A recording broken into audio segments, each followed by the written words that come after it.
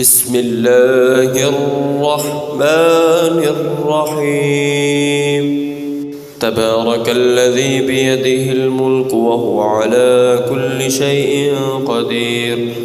الذي خلق الموت والحياة ليبلوكم أيكم أحسن عملا وهو العزيز الغفور الذي خلق 7 سماوات طباقا ما ترى في خلق الرحمن من تفاوت فارجع البصر هل ترى من فطور ثم ارجع البصر كرتين ينقلب إليك البصر خاسئا وهو حسير ولقد زينا السماء الدنيا بمصابيح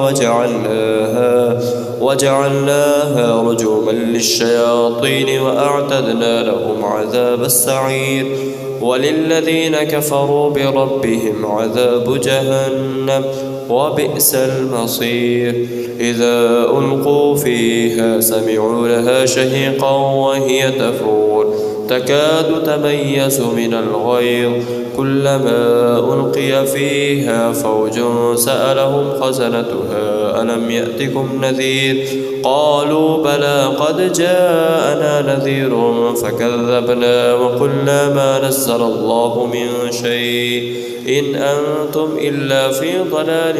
كبير وقالوا لو كنا نسمع أو نعقل ما كنا في أصحاب السعير فاعترفوا بذنبهم فسحقا لأصحاب السعير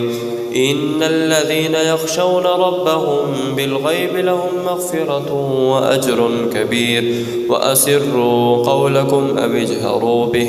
إنه عليم بذات الصدور ألا يعلم من خلق وهو اللطيف الخبير هو الذي جعل لكم الأرض ذلولا فامشوا في مناكبها وكلوا من رزقه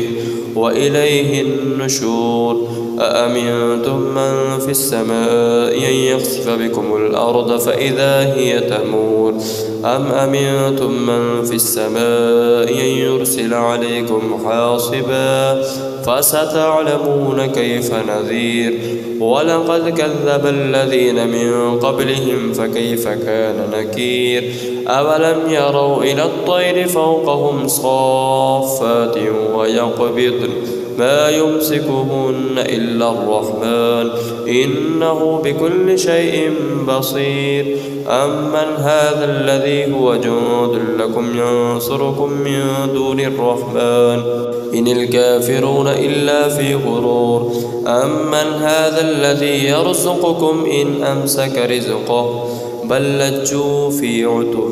ونفور أفمن يمشي مكبا على وجهه أهدى أمن يمشي سويا على صراط مستقيم قل هو الذي أنشأكم وجعل لكم السمع والأبصار والأفئدة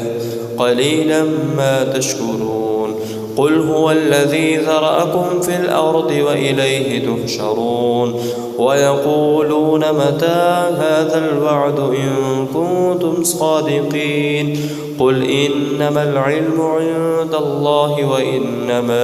أنا نذير مبين فلما رأوه زلفة سيئت وجوه الذين كفروا وقيل هذا الذي كنتم به تدعون قل أرأيتم إن أهلكني الله ومن معي أو رحمنا فمن يجير الكافرين من عذاب أليم قل هو الرحمن آمنا به وعليه توكلنا فستعلمون من هو في ضلال مبين قل أرأيتم إن أصبح ماؤكم غورا فمن يأتيكم بماء معين